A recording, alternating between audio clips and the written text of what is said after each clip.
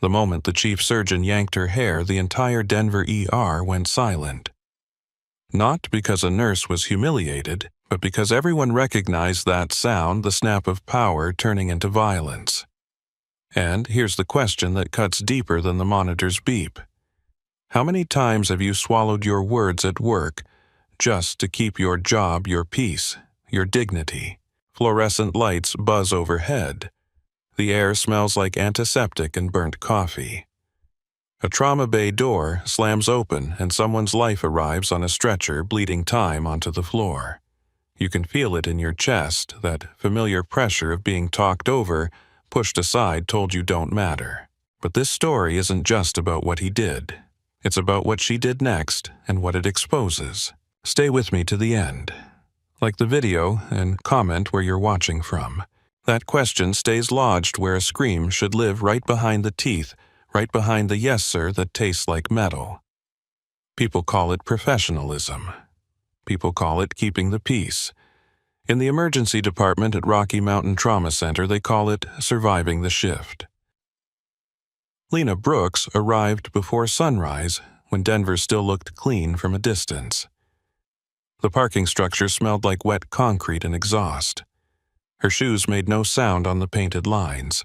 She moved with the economy of someone who hated wasting motion. Badge-out eyes, down shoulders slightly forward, as if bracing for weather no one else could feel. The employee entrance swallowed her into fluorescent light. The security guard gave a bored nod. A television above his head murmured morning news, the anchors smiling too hard. Lena did not look up. She signed the log, pocketed the pen, and kept walking. The elevator ride down to the ER was silent except for the hum of cables and the faint rattle of someone's coffee cup. A respiratory therapist leaned against the wall, scrolling on her phone. A resident with a wrinkled coat stared at his shoes like he might fall asleep standing. Lena watched the numbers above the door change, not because she cared about the floor, but because counting gave her something simple to hold. When the doors opened, the sound hit first. The ER never woke up because it never slept. Monitors chirped in overlapping rhythms. Wheels squeaked. A radio crackled with half-sentences. Someone laughed too loudly at the nurse's station, the kind of laugh that tried to pretend this was normal. Under it all ran the thin, constant hiss of oxygen. The smell followed. Alcohol, wipes, antiseptic sweat trapped under scrubs, and coffee that had been burned into bitterness. There was always blood somewhere, even if you could not see it yet. The air carried it like a secret. Lena slipped into the flow without creating ripples. She picked up a stack of clean linen from a cart and swapped it out in Bay 7, where an older woman lay curled on her side, clutching her ribs after a fall. The woman's eyes tracked Lena with the fear of a person who wanted to ask if they were dying but could not make the words work. "You're in the right place," Lena said, voice soft, almost neutral. She adjusted the blanket so it covered the woman's knees. The woman's breath slowed by a fraction. At the nurse's station, the day shift board was already half filled with names. Most were written in the hurried block letters of someone who had been doing this too long. Lena found her own assignment. Bay 12 and triage support. Night coverage listed under her name, too, as if it was assumed. A man's voice cut through the corridor, warm and tired at the same time. Brooks. Charge nurse Marco Ruiz was leaning against the counter with a clipboard tucked under one arm. He was in his early 40s, hair cropped, short forearms corded with muscle from years of lifting patients and pushing gurneys. His eyes were sharp, but kind in a way that had limits. "You're early," he said. "Traffic's easier," Lena replied. Marco studied her for a beat, as if listening for something beneath her words. "You eat?" he asked. Lena shook her head. He slid a protein bar across the counter like it was contraband. "Eat," he said, "or you'll crash right when the floor needs you." Lena picked it up and placed it in her pocket, still wrapped. Marco sighed. "That counts, I guess." Behind him, the nurse's station was a hive. Phones rang. Orders printed. A clerk argued with an insurance rep on speakerphone. Somewhere a child cried in sharp bursts, the sound of someone who had not yet learned to hide pain. A young nurse in bright teal scrubs leaned in toward Marco, eyes wide with gossip and worry. Her badge read Tessa Lane. Her hands were fast, her face expressive, and her words always seemed one breath away from spilling over. "Marco," she whispered, "he's here." Marco did not need clarification. A hush moved through the corridor before the man appeared, like air being pulled in through a crack. Dr. Grant Wexler walked into the ER as if stepping onto a stage built for him. His white coat was spotless, his hair was perfect. He carried his coffee like it was a prop, and when he spoke he made sure people heard him. "Morning," he said to no one in particular, then glanced at the board. "Who assigned me the drunk in Bay 4? I asked for actual trauma." The residents stiffened. One of them, a second-year named Patel, cleared his throat. "Dr. Wexler, Bay 4 is a fall with head injury, possible bleed." Wexler's smile was thin. "Then why is he laughing and asking for his phone? Don't waste my time with melodrama." He moved on the coffee cup, never sloshing, the arrogance never wobbling. As Wexler passed the nurse's station, he flicked his gaze over the staff like inventory. It landed on Lena for half a second, then slid away as if she did not exist. Marco watched him go, jaw tight. Tessa leaned closer. "He's in a mood," she murmured. "When is he not?" Marco said. Another nurse, older and blunt, spoke without looking up from her charting. "He gets worse when his father's in town." Tessa's eyes widened. "Harlan Wexler, board chair," the older nurse said. "Donor king, lawsuit eraser." Marco lowered his voice. "Keep your head down today." Tessa glanced at Lena, who had already turned away, moving toward the supply room with the steady pace of someone who never ran. "Why does Brooks never react?" Tessa asked. "He talks to her like she's a mop." Marco's expression softened, then hardened again. "Some people learned a long time ago that reacting gives bullies oxygen." Lena pushed open the supply room door. The hum of the ER dulled, replaced by the whir of cooling fans and the soft clink of metal. Shelves rose around her like walls, stacked with gauze tubing, saline syringes, gloves, and the thousand small tools that kept bodies from falling apart. She stood still for 3 breaths, eyes closed. In for 4. Hold, out for 4. Her heart slowed. Her hands stayed steady. They always stayed steady. A memory tried to surface not as a story, but as sensation. Heat against her face. The scent of fuel. The vibration of engines through bone. Someone shouting coordinates into a headset. Blood running into a pool that did not make sense because blood was not supposed to move that fast. Lena swallowed once and pressed her forehead lightly against the cool metal shelf. The chill anchored her back in Denver, back in the supply room, back in the role she wore like a uniform. She adjusted the long sleeves under her scrubs. They covered her arms despite the hospital's warmth. When she lifted her wrist to pull the cuff down, a sliver of ink showed near the bone, then vanished again under fabric. Her phone buzzed in her pocket. One message, unknown number. "Stay quiet, stay clean, blend." She stared at the screen until the glow dimmed. Then she deleted it and put the phone away. The supply room door swung open. Marco stepped in, careful, like he did not want to startle her. "You okay?" he asked. Lena's face gave nothing away. "Fine." Marco hesitated, then nodded toward her sleeves. "You're not cold." "No," she said. He did not push. There were things in people's eyes you did not poke if you wanted them to keep showing up. A call light chimed. A voice crackled over the intercom, requesting help in Bay 2. Marco moved to leave. "Brooks," he said, pausing at the door. "You don't have to take every night shift." Lena's gaze met his, direct and unreadable. "Yes," she said, "I do." Marco left without arguing.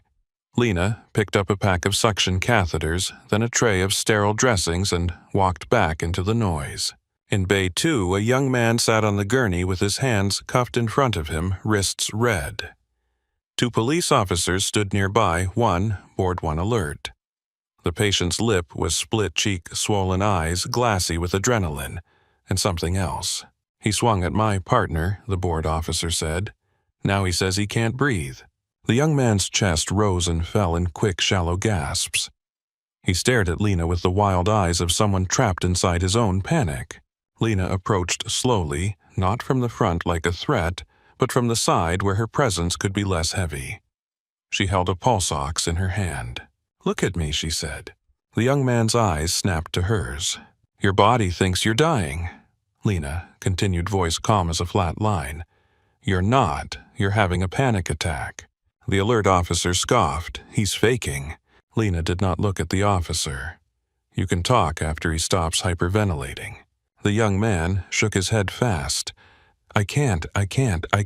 Lena placed the pulse ox on his finger. The number flashed. Oxygen saturation was normal. His pulse was high, but that was expected. "Breathe with me," she said. He stared at her like she had spoken a foreign language. Lena inhaled slowly, deliberately, so he could see her chest rise. Then she exhaled through pursed lips. She did it again. The room's noise kept pushing, but her pacing created a pocket of quiet. The young man's breathing began to follow, not because she told him to, but because his nervous system recognized something steady. After a minute, his shoulders dropped by an inch. His eyes cleared. He swallowed hard. "See," Lena said. "You're still here." The board officer shifted uncomfortably. Marco appeared at the doorway, watching. He caught Lena's eye and gave a subtle nod, the kind that meant he saw her skill, even if she tried to hide it. As Lena stepped out, Wexler's voice echoed down the hallway. "Where are my instruments?" he barked. "Do I have to do everything myself?"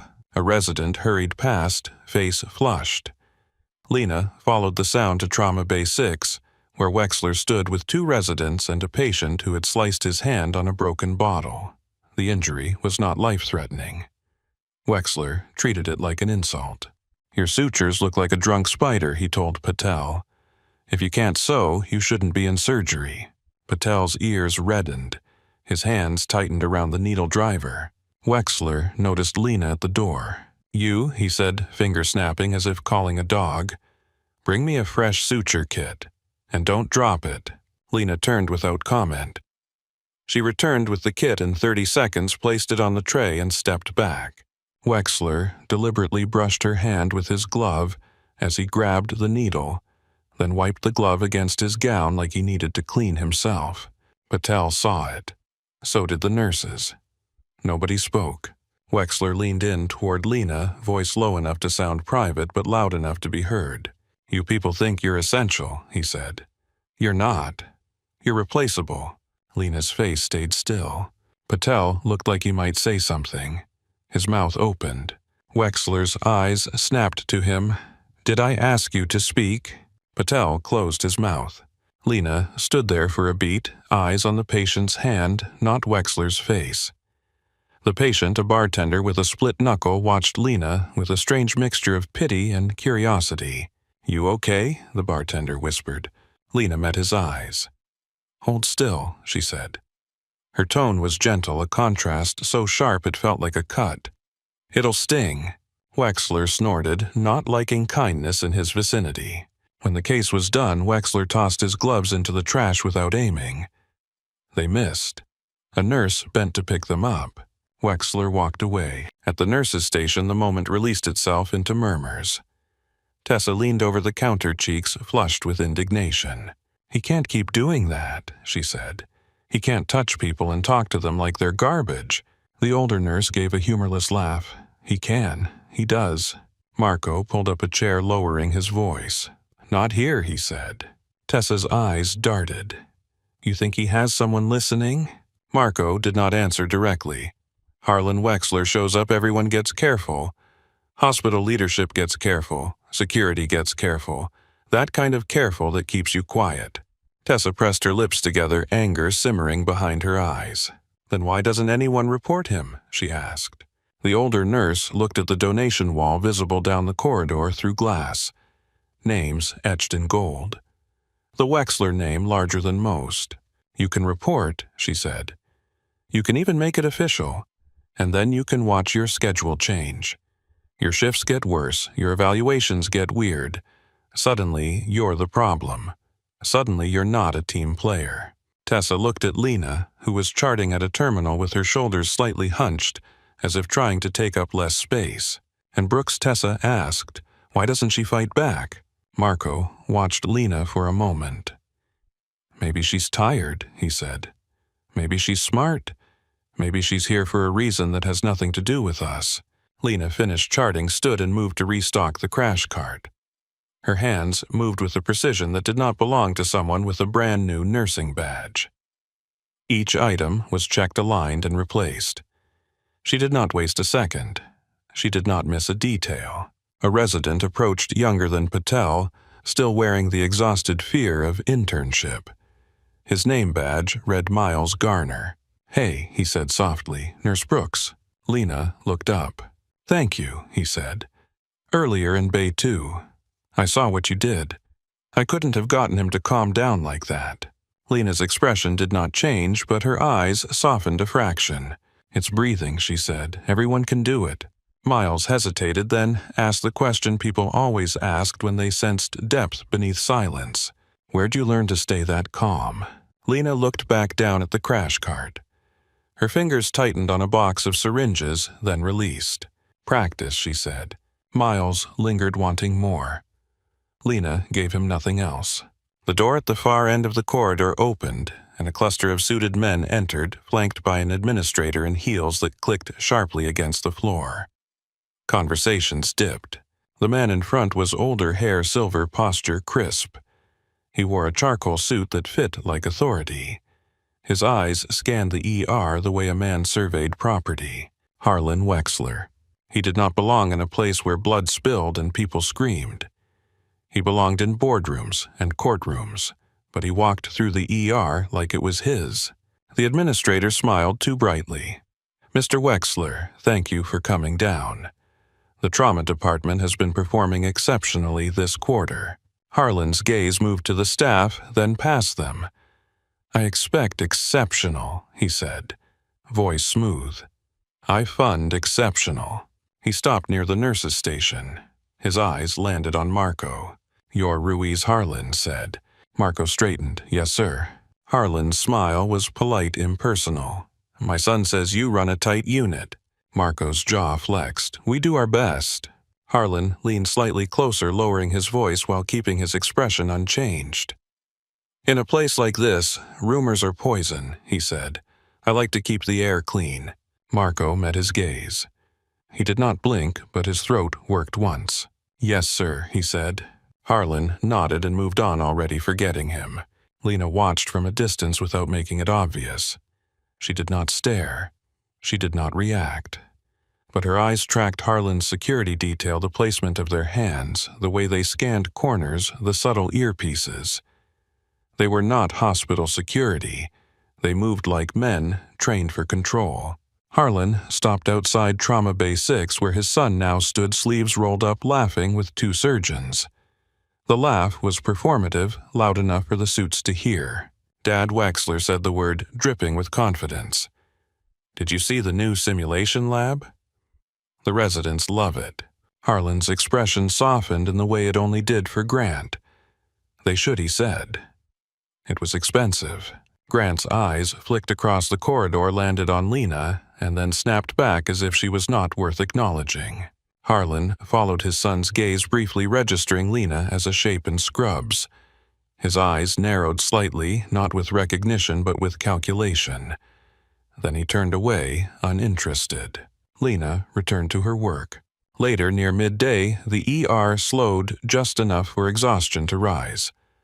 A lull was not quiet. It was simply a different kind of noise. The phones still rang. The printers still chirped. The waiting room still simmered with impatience. But there were fewer sirens in the bay. Marco caught Lena at the medication station where she was organizing vials by height and label, as if order could keep chaos at bay. "Brooks," he said softer than usual. "You ever take a day off?" Lena did not look up. "No, not even once," Marco pressed. "You've been here months." Lena capped a vial and placed it in the tray. "Days off make the nights longer." Marco watched her hands, then her face. "That's not how it works." Lena finally met his eyes. In the fluorescent light, her eyes looked older than her age, like they had seen landscapes most people only watched in movies. "It is for me," she said. Marco leaned on the counter, lowering his voice. "You can tell me if something's going on," he said. "Not as your boss. As a person who knows what it looks like when someone is carrying too much." Lena's gaze held for a second. Then her attention shifted past him toward the ambulance bay doors. Her focus sharpened like a blade touching stone. "Some loads are supposed to stay quiet," she said. Before Marco could respond, an overhead page cracked through the air. "Trauma team to the bay. Incoming." The words were routine, but the tone in the dispatcher's voice was not. The ambulance siren approached, rising, then cutting abruptly as it pulled into the bay. The automatic doors slid open, letting in a gust of cold air mixed with rain and the faint metallic tang that always preceded blood. Wexler appeared as if summoned by the sound. His posture changed. This was where he felt alive. He strode toward the bay, already barking orders. "Clear the hallway," he snapped. "Get blood ready. I want 2 large bore lines the second they hit the bed." Marco straightened, slipping into command mode. Tessa grabbed gloves, face pale but determined. Lena stepped toward the trauma bay without being told, her movements smooth, her expression blank. She pulled a fresh suction catheter from the pack, checked the connection, and positioned herself where she could see the patient's face as soon as they rolled through. Wexler glanced at her and gave a sharp dismissive nod toward the corner. "Brooks," he said, "you're on suction. Don't mess it up." Lena did not answer. The doors burst open and the gurney came in fast wheels, rattling, paramedics shouting numbers into the air like prayers that might stick. The doors burst open and the gurney came in fast wheels, rattling, paramedics shouting numbers into the air like prayers that might stick. "Male mid-40s, the lead medic yelled. Rainwater dripped from his jacket onto the floor. Multiple gunshots to the chest and upper abdomen. Blood loss heavy. Pressure 70/40. Heart rate 140. We lost pulse twice on the way. The patient's tactical vest had been cut away. The fabric underneath was dark with blood, the kind that did not look red anymore. His beard was flecked with rain and spit. His eyes were half open, unfocused, fighting a tide that wanted to pull him under. Wexler stepped into the center like he was born there. Bay 1. Move, move. Marco was already at the head of the bed, gloved up, voice steady. "On my count, 1, 2, 3. They transferred the patient with practiced choreography. The moment his weight hit the hospital bed, the monitor screamed, and the room snapped into motion. "Tessa blood bank now," Marco said. "I'm on it," Tessa answered, already moving phone pressed to her ear, shoulder wedging the door open with her hip. "Patel, ultrasound," Wexler snapped. "Miles, get 2 large bore lines.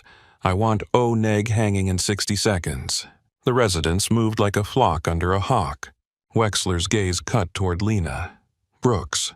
Suction. Don't mess it up." Lena slid into position at the head of the bed, suction catheter in hand, eyes on the patient's face. She did not glance at Wexler. She did not need to. She had learned long ago that you could map a man by the way he filled a room. The patient coughed wetly. Blood bubbled at the corner of his mouth.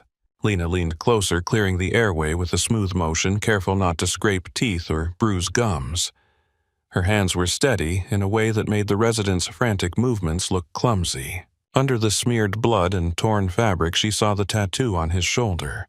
A winged dagger inked deep familiar in a way that tightened something behind her ribs.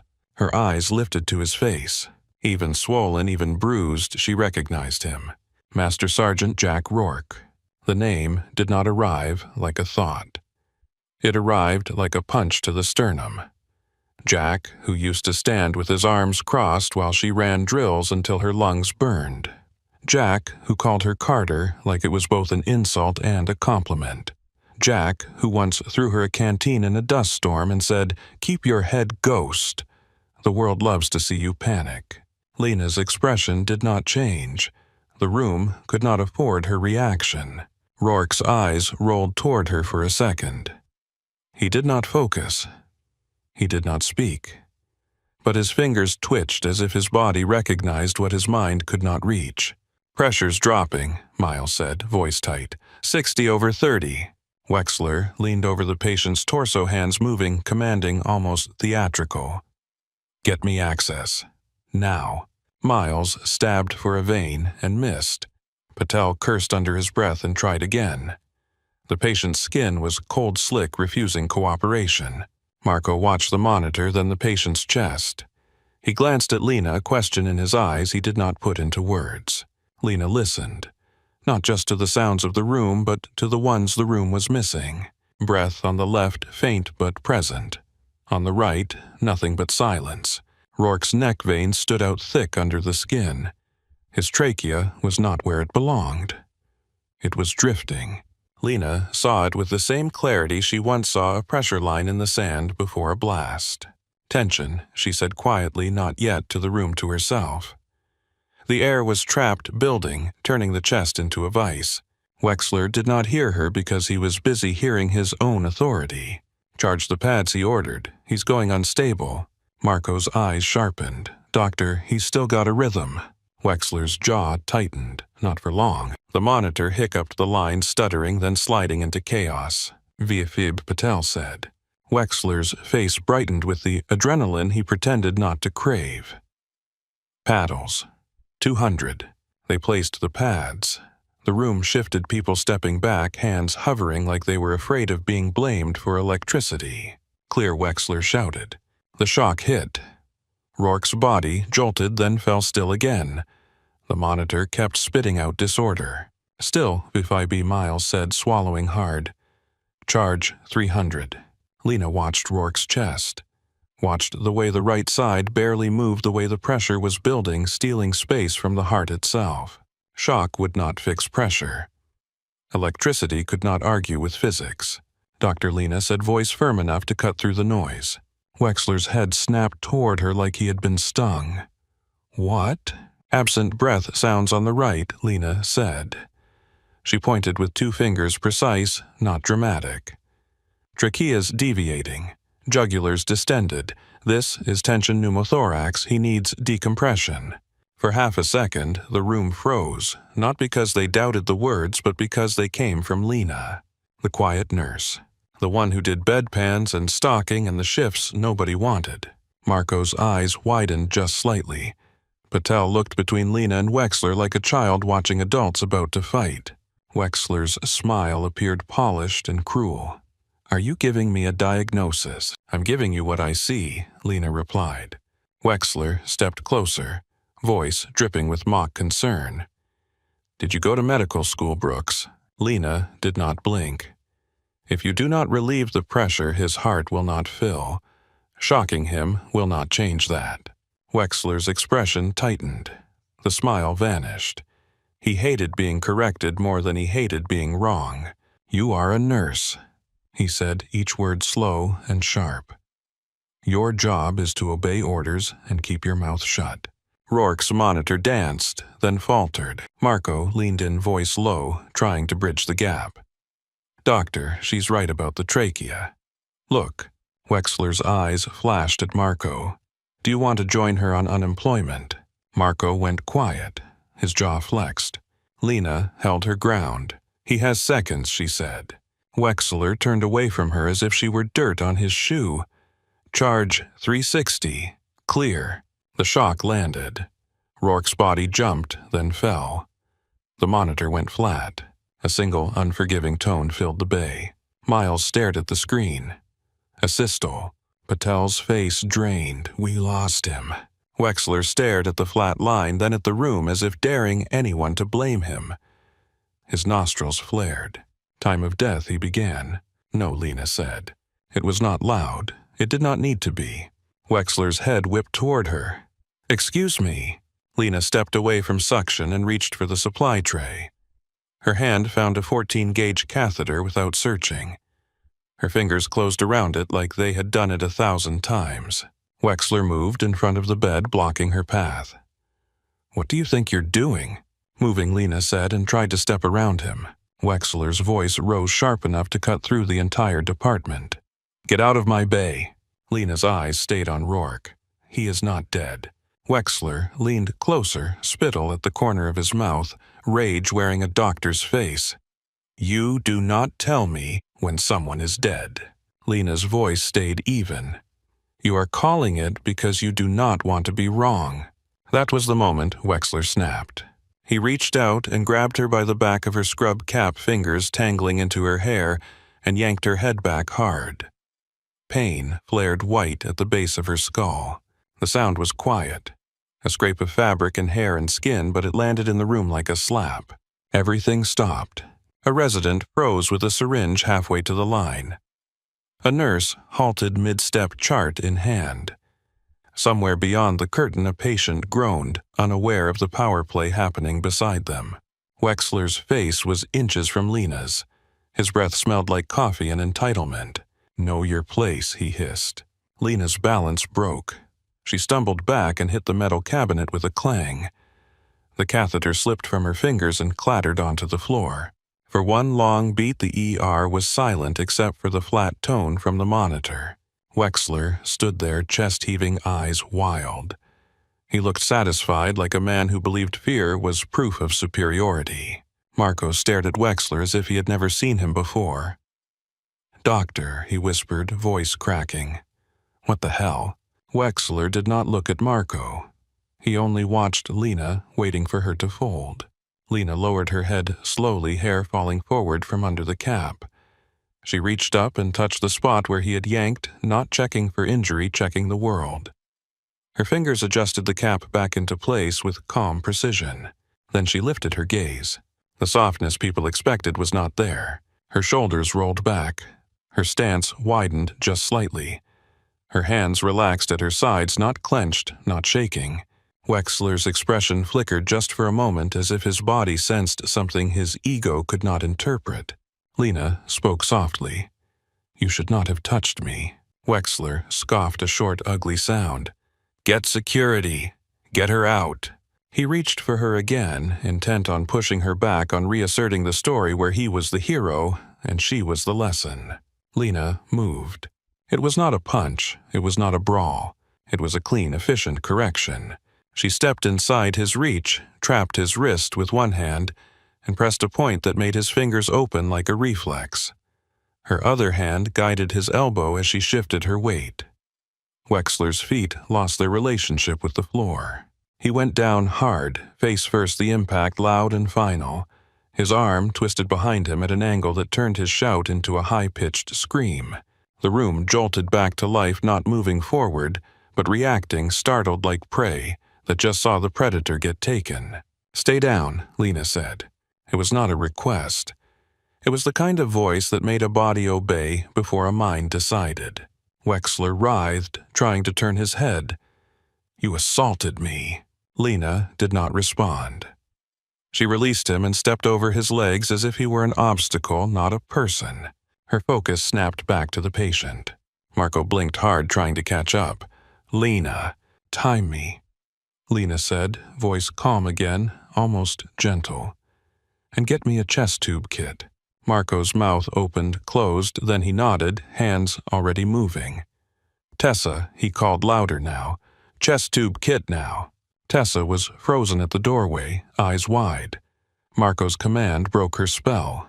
She ran. Miles stared at Wexler on the floor, then at Lena. Is this allowed? Patel swallowed. He was going to kill him. Miles snapped his eyes to the monitor, still flat. He is dead. Lena did not waste time arguing with words. She placed her fingers on landmarks at the right upper chest just below the collar line. Her hands did not tremble. She inserted the catheter with controlled force, the motion quick and sure. A hiss of air escaped, sharp and audible like a tire releasing pressure. The sound cut through the flat line like a match in darkness. The monitor beeped once, then again. The line rose, shaky, then steadied. Sinus Patel breathed, stunned. We have a rhythm. Rourke's chest rose. The right side moved a little more now, not perfect but alive. Marco exhaled like he had been holding his breath for minutes. Pulse. Miles found the carotid and nodded, eyes bright with disbelief. Pulse is back. Tessa burst in with the chest tube, kit hair coming loose, face flushed. She stopped short when she saw Wexler on the floor. "What happened?" she whispered. Marco's voice was low. "Help her." Tessa swallowed and moved hands, doing what her fear tried to interrupt. Lena glanced at Rourke's face. His eyelids fluttered, his mouth opened slightly, a breath dragging through pain and time. Lena leaned in. "Stay with me," she murmured, voice for him alone. Rourke's eyes cracked open, a fraction unfocused. A rasp scraped out of his throat. It sounded like a name, but it could have been anything. Lena's jaw tightened once. Her expression stayed composed. Wexler groaned on the floor, clutching his wrist as he pushed himself onto a knee. His face was mottled with humiliation and rage. "You!" he spat, pointing at Lena with his uninjured hand. "You're finished. You are fired. I will have you arrested." Lena did not look at him. She secured the catheter, checked the patient's breathing, and took the chest tube kit from Tessa. Marco stepped closer to Wexler, voice shaking with anger he could not fully leash. "Grant, you put your hands on her." Wexler snapped his head toward Marco. "Watch your mouth." Marco held his ground for a heartbeat. Then his eyes flicked to the patient and back. He swallowed the rest of what he wanted to say. Lena spoke without turning. "He needs a tube." Patel handed her what she asked for without thinking, as if his body had decided who the authority was. Lena worked fast efficient, keeping the movement tight and the language minimal. The tube went in the system connected, the suction engaged. The chest rose more evenly. The monitor steadied into a reassuring rhythm. Rourke's skin color shifted, slight but real, as if the body remembered it wanted to stay. Tessa stood beside Lena, hands poised, eyes locked on her, watching with a mixture of fear and reverence. "How do you know how to do this?" she whispered. Lena did not answer. Wexler pushed himself to his feet, clutching his wrist coat hanging crooked. His voice rose, carrying into the hallway. "Security!" A hospital security guard appeared at the bay entrance, then hesitated when he saw Wexler's face, Wexler's arm, and the patient's monitor now alive. Wexler pointed at Lena. "Remove her, now." The guard looked to Marco, uncertain. Marco's eyes were hard. "Call administration," Marco said. Wexler whirled on him. "Don't you dare!" Marco's voice lowered, steadying. A nurse was assaulted in a trauma bay during a code. "You want this handled quietly, you call administration. You want it handled legally, I call the police." Wexler's eyes narrowed into slits. "You think you have power here." Marco's hands shook, but his voice did not. "I think she just proved who does." Wexler turned back toward Lena and finally looked at her. Really looked as if seeing the outline of something he missed. Lena finished securing the dressing and stepped back from the bed. Blood was on her gloves, a thin smear that could have belonged to anyone. She stripped the gloves off and dropped them into the bin. Then she met Wexler's gaze. He opened his mouth, ready to speak, ready to reframe reality into something that protected him. Lena spoke first. "Call the police," she said, voice level, leaving him no room to pretend. Wexler's laugh was sharp and disbelieving. "You think they will listen to you?" Lena's eyes did not flinch. "They will listen to the cameras." Wexler's face twitched. He glanced toward the ceiling corner where a small black dome sat quiet and unblinking. Marco's throat worked. He had forgotten about the camera, or maybe he had been too afraid to rely on it. Wexler recovered quickly. He always did. "She attacked me," he said loudly, for the guard, for the hallway, for any witness he could collect. "She disobeyed orders and assaulted an attending physician." Tessa's voice trembled as she spoke, surprising even herself. "You pulled her hair." Wexler's eyes flashed. "Shut up." Tessa flinched, but she did not retreat. Her hands were still on the bed rail, her knuckles white. Marco looked at Tessa, then at Lena. Something in his face shifted from fear to decision. Lena turned back to the patient. Rourke's eyes were open now, narrow slits, awareness crawling back with pain. His gaze found Lena. This time it held. Recognition flickered. Not full, not clear, but there like a signal struggling through static. His lips moved. A rasp slipped out. Ghost. The word was almost swallowed by the oxygen mask, but Lena heard it. Her chest tightened a fast, controlled ache. She leaned closer, careful to keep her face neutral for anyone watching. "You're in Denver," she said softly. "You're alive." Rourke's eyelids fluttered. His hand twitched fingers, searching. Lena placed 2 fingers against his wrist, gentle pressure, a quiet promise. Behind her, Wexler barked again, louder. "Get her out!" Marco's hand went to his pocket phone, already in his grasp. His eyes stayed on Wexler as he spoke. "I'm calling." Wexler took a step forward, then stopped, as if a line had appeared on the floor that he could not cross without consequences. Lena straightened. She glanced once at Marco, then at Tessa, then at the patient. She did not look at Wexler again. Her voice was low, meant for Marco only. "After you call, make another one." Marco frowned. To who? Lena's gaze stayed steady. "Colonel Mercer." Marco's eyes widened, confusion and alarm mixing. "Who is that?" Lena's voice did not change. "Tell him night glass is compromised."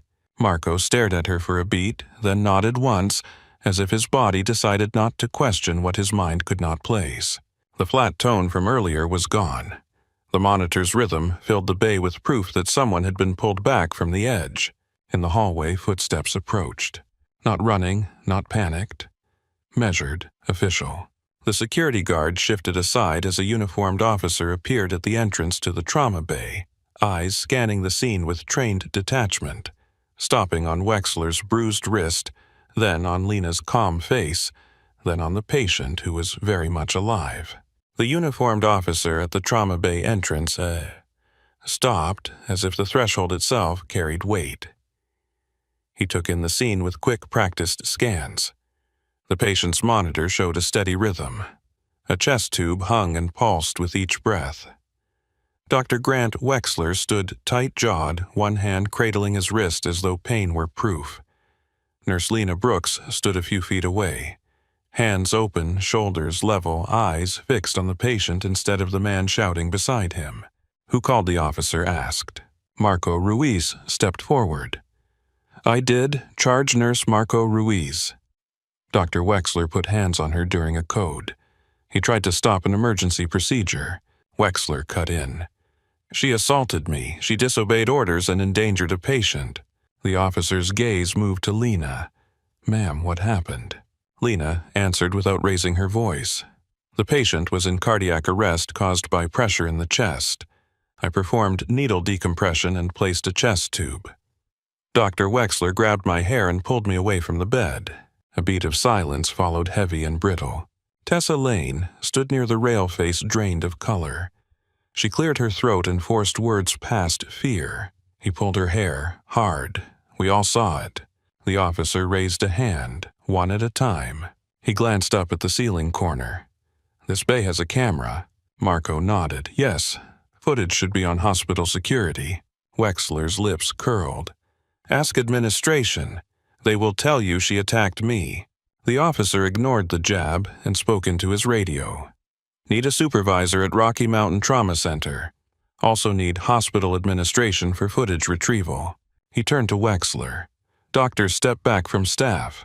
Wexler straightened, as if the instruction offended his bloodstream. "I am the attending trauma surgeon. And I am the one documenting a reported assault," the officer replied. His tone stayed flat. "Step back." Wexler complied by inches. Marco shifted his weight eyes on Lena. "We need to move the patient to ICU." "Do it," the officer said. "Keep care going." Lena looked at the patient. Master Sergeant Jack Rourke's eyes were barely open, but they tracked her awareness, returning in slow sparks.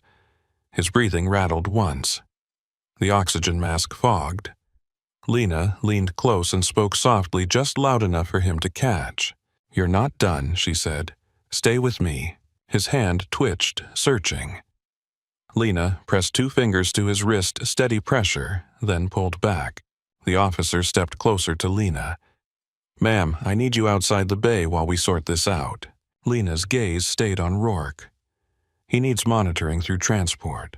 Marco answered fast. "I'll ride with him." Lena met Marco's eyes. He nodded, promising he would not let the room turn careless now that Wexler's story was spreading. Lena watched at the sink water running red, then clear. She dried her hands, took one step into the hallway.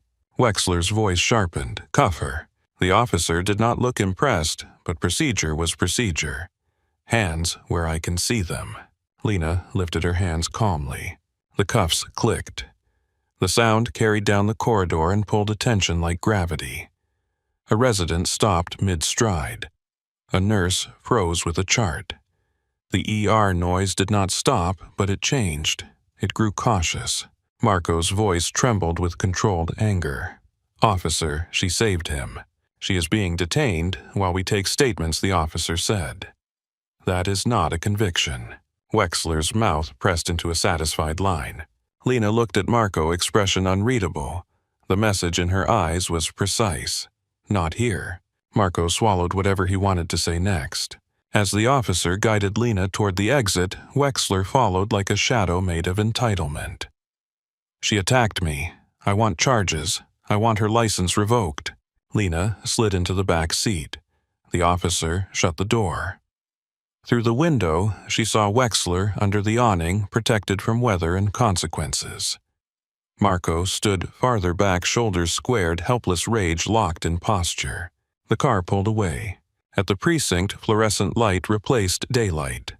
The hallway smelled of old paper and floor cleaner. Lena was led into an interview room with a bolted metal table and a camera in the corner.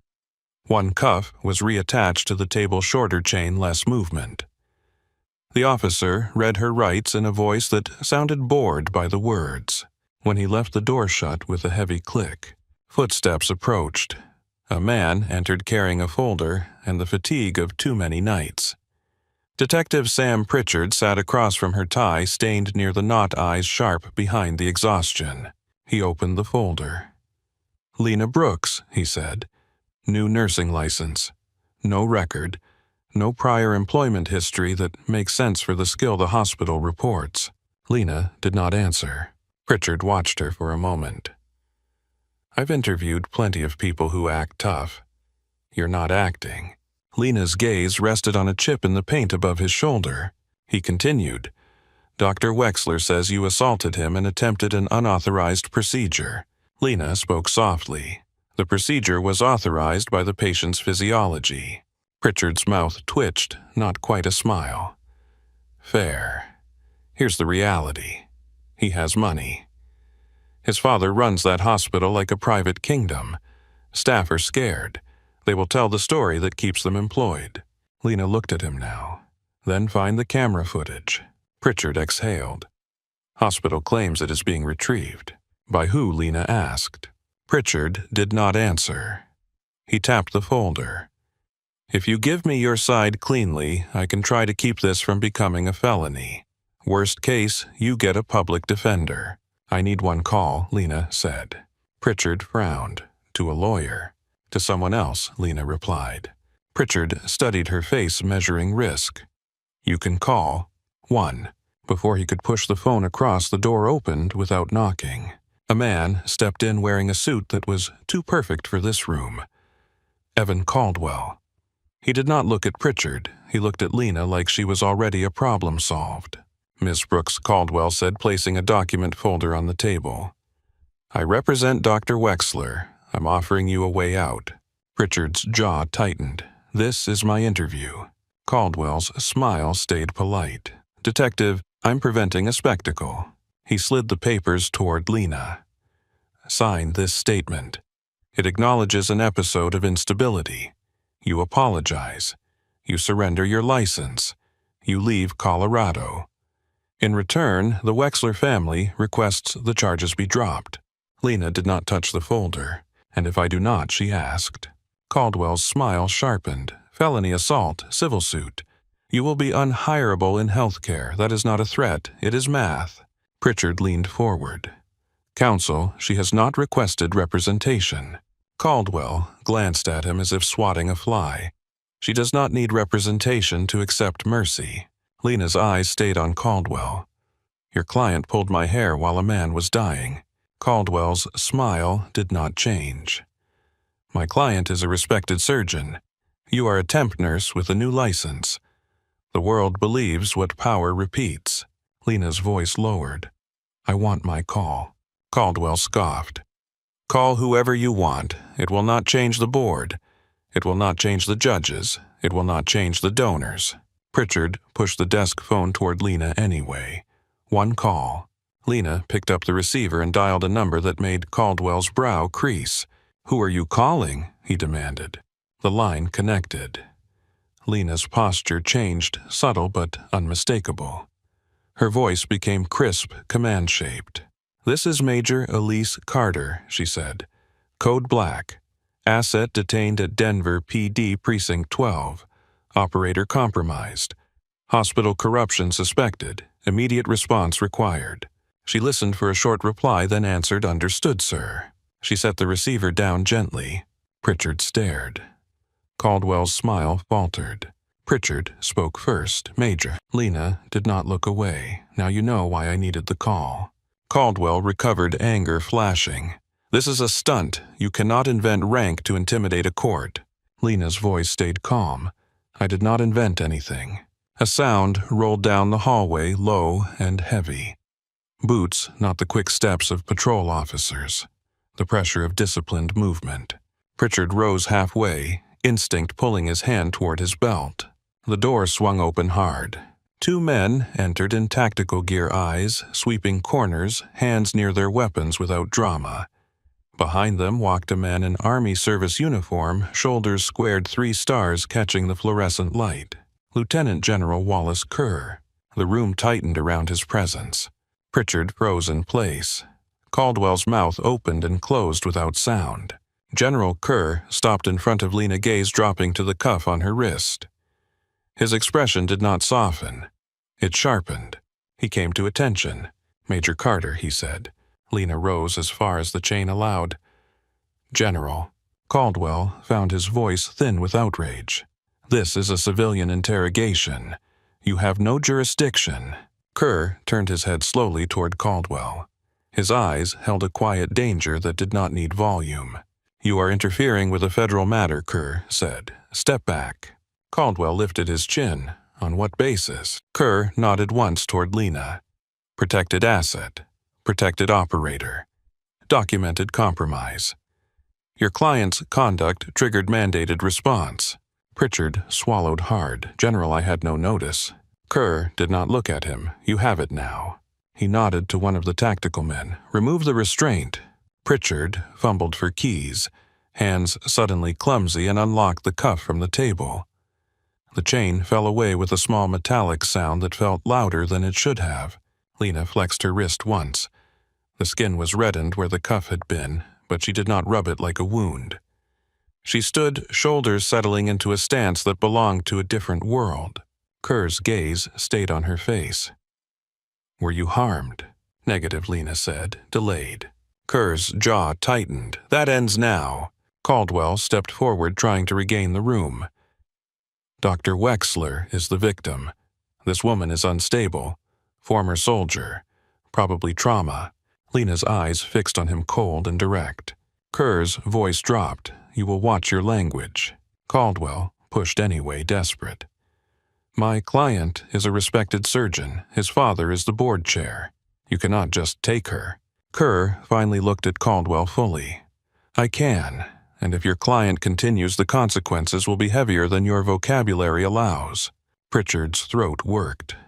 General, what do I put in my report? Kerr turned to him. You will request the hospital footage. You will document the assault allegation, and you will note that Major Carter was released into federal custody. Pritchard nodded quickly. Yes, sir. Kerr faced Lena. We are leaving. Lena nodded once. As she passed Caldwell, she paused just long enough for the lawyer to feel the heat of her attention. You offered me surrender, she said softly. You should have brought evidence. Caldwell swallowed, suddenly aware he had stepped into a fight he did not understand. In the hallway, officers stared as the group moved past. The tactical men created space without touching anyone. Kerr walked beside Lena, his presence turning heads and quieting questions. Outside, a black vehicle waited at the curb, engine running. Rain tapped the roof a rhythm under Kerr's clipped phone calls all the way. Lena slid into the back seat. Kerr sat across from her phone, already in hand giving short orders to someone on the other end. When he finished, he looked up. Report. Lena's voice was steady. Dr. Wexler is reckless. His father controls the hospital. They have buried malpractice. They will try to bury today. Kerr's eyes hardened. And the operator. Alive, Lena said. But he is a target now. Kerr nodded once, accepting the truth without decoration. The vehicle pulled away. Through tinted glass, the hospital lights glowed in the distance. Lena watched them, face and calm hands still. The city slid past the tinted glass like a moving photograph, rain streaking the window in thin lines that kept time with the wipers. Lena sat still in the back seat, hands folded in her lap, eyes forward, breathing even. General Kerr took a call, then another, each one short. Each one answered with a clipped certainty that made the words feel heavier than they were. When the vehicle turned onto the hospital access road, the lights of Rocky Mountain Trauma Center rose out of the wet dusk like a ship. Ambulances idled under the awning. The emergency entrance pulsed with movement. Inside those walls, Dr. Grant Wexler would already be rebuilding the scene into a story where he was the victim and everyone else was a footnote. The car did not stop at the ER bay. It rolled past the public entry and around to a service gate. A security barrier lifted before the driver even had to slow. Someone had already made a call. They climbed a narrow ramp to the rooftop helipad. Wind slapped rain sideways. The rotors of a Blackhawk turned with a slow, deliberate power sound pressing into the bones. 2 military police stood near the stairwell door, faces hard and unreadable beneath wet helmet straps. The rooftop had been converted into a temporary command post with the quiet efficiency of people who did not waste time explaining themselves. Lena stepped out into the wind and felt her scrubs cling cold against her skin. The hospital uniform had always been a disguise that fit wrong like a borrowed coat. The moment she crossed the roofline, something in her posture settled. General Kerr moved with her boots sure on the slick surface. "He is stable," he said, voice raised slightly over the rotor wash. "Our medical team is in the suite." They pushed through the rooftop access door.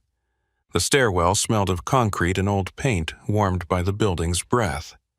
At the top floor, another set of doors opened into a corridor that did not feel like a hospital. It felt like money. Soft, carpet, quiet lighting framed art that belonged in a corporate lobby. A wing reserved for donors and executives who never saw the waiting room. Inside the suite, the air was cooler, cleaner. The machines were newer, the monitors brighter. A military medic adjusted a line with hands that did not hesitate. A surgeon in green scrubs spoke in low tones to an anesthetist. They moved around the bed like a team that had done this under worse conditions. Master Sergeant Jack Rourke lay propped slightly upright. His face was bruised and swollen. An oxygen cannula ran beneath his nose. The chest tube Lena had placed had been secured and upgraded into a proper setup with suction that purred with controlled purpose. His eyes were open now, tired and sharp, tracking the room like a man taking inventory. When he saw Lena, the corner of his mouth tried to lift. It came out as a thin, rough smile. "Ghost," he rasped. The word landed in Lena's chest. She did not show it. She stepped to the bedside and rested 2 fingers lightly on his hand. His skin felt warm enough to promise he was still here. "Not today," she said quietly. Rourke's eyes narrowed with effort. "I saw you," he whispered. "Then I heard a lot of noise. Then I heard you." Lena looked at the monitor, then back to his face. "You had pressure in your chest. It was crushing your heart." His throat worked. "Local doc was trying to shock me." Lena's expression did not change, but her voice sharpened by a degree. "He was trying to win, not trying to listen." Rourke blinked slowly. "You put him down." "I moved him," Lena said. Rourke let out a breath that almost sounded like a laugh, then winced. "Still the same." General Kerr stood at the foot of the bed, arms crossed. watching the numbers on the monitors like they were mission data. When the medic finished adjusting the suction, Kerr motioned him out of the immediate space. The room quieted. "We have a problem," Kerr said. Lena looked at him. Kerr held up a tablet and tapped the screen. A headline filled it, not yet published, but drafted. A hospital press statement. Words shaped to wound. Former soldier with untreated trauma attack Surgeon Kerr read aloud, voice flat. Hospital vows zero tolerance. He scrolled. A quote attributed to Harlan Wexler, polished and sharp. Lena's eyes stayed calm. "He is moving fast." "He always moves fast," Kerr replied.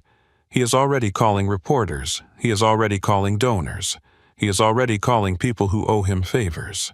Rourke's gaze sharpened. "Harlan Wexler." Kerr nodded once. "Board chair, public face, private lever." Rourke shifted slightly, then stopped when pain corrected him. "He knows how to spin blood into a ribbon." Lena's fingers tightened on Rourke's hand for a fraction of a second, then eased. "Grant will follow his script." Kerr's eyes held a colder edge now. "And he is threatening to widen the story. He is using your past major." The room's temperature seemed to change even though the thermostat did not. Lena did not ask what he meant. She already knew the shape of it. Kerr tapped the tablet again, and another document appeared. Not public. A message routed through channels most civilians did not know existed, paraphrased and stripped of names, but the meaning intact. Operation Ashfall. The letters were just letters, but Lena felt the weight behind them. A mission that had been buried because the truth was inconvenient. A mission that still lived behind her eyes on nights when the hospital was quiet and her mind was not. "He is threatening to leak fragments," Kerr said. "Anonymous tips, unverified claims, enough smoke to make the public assume fire." Rourke's jaw tightened. "Those families do not deserve that." "No," Lena said. Kerr's gaze stayed on her. "We cannot let him control the narrative. Not when there is a larger issue under his hospital's skin." He swiped to another file, then another, and another. Names, case numbers, settlement amounts, internal memos stamped confidential. Lines of text describing outcomes that should have led to hearings not hush money. Wrong site surgery, delayed diagnosis. Overdose caused by medication error. A death in a trauma bay that had been labeled unavoidable when the notes suggested negligence. Lena's eyes moved across the screen without widening, but her jaw set in a way that made her cheek muscle jump once. "This is a pattern," she said. "This is a graveyard," Rourke murmured. Kerr nodded. "And the headstone maker is Harlan Wexler. His son is not just arrogant, he is dangerous, and he has been protected." Lena exhaled through her nose controlled. "Documents are not enough." Kerr's mouth compressed approval flickering. "Correct. We need chain of custody. We need proof that holds under oath. We need a witness from inside the hospital system, someone who can confirm these records are real and explain how they were hidden." Lena's mind moved to the nurse's station. To Tessa Lane Bright Scrubs' fast hands' eyes always tracking. To the way she had spoken up in the bay when fear would have been easier. "Tessa," Lena said. Kerr's gaze sharpened. "The nurse. She manages trauma archives," Lena replied. "She sees the logs. She knows where the bodies are buried because she files the paperwork no one wants to read." Kerr's eyes narrowed. "If we pull her into this, she becomes a target." Lena did not look away. "She is already a target. They all are." Rourke's fingers tightened weakly around Lena's. "He will erase records." Kerr nodded. "He will try." Lena's voice stayed low. "Then we do not give him time." Kerr studied her for a beat, then turned toward the door. "I cannot send troops into the hospital to seize servers, civilian jurisdiction. But I can coordinate with state law enforcement once we have something solid. And I can provide you support that does not wear a uniform." Lena looked down at her scrubs, then toward a folded set of clothing laid on a chair by the wall. A maintenance jumpsuit, dark blue, creased like it had been placed with intention. A cap, gloves, a badge that did not belong to her but would open doors. Kerr's voice softened by a degree without losing authority. You have been inside that building for months. You know the cameras. You know the hallways. Lena's face stayed calm. Yes, sir. Then you know the risk, Kerr said. Lena's eyes flicked to Rourke. He is alive because I moved when people wanted me to be quiet. Rourke gave her the faintest nod. Kerr handed her a small earpiece. You will have a channel. Overwatch will be above you. Lena took it fingers steady. Understood. A medic stepped forward with a small sealed pouch, clear plastic empty, but labeled with time and space for signatures. Evidence packaging. Kerr held it out. If you retrieve hardware, it goes in this, immediately. Lena took the pouch, slipped it into the jumpsuit pocket. She moved to the chair and stripped off her scrub top, then the pants working quickly and without hesitation. Under the scrubs, she wore a long-sleeve undershirt. The fabric clung to the lines of old scars that did not look like hospital accidents. She pulled on the maintenance jumpsuit and zipped it up. The zipper sound was small but final. A roll changing, a skin changing.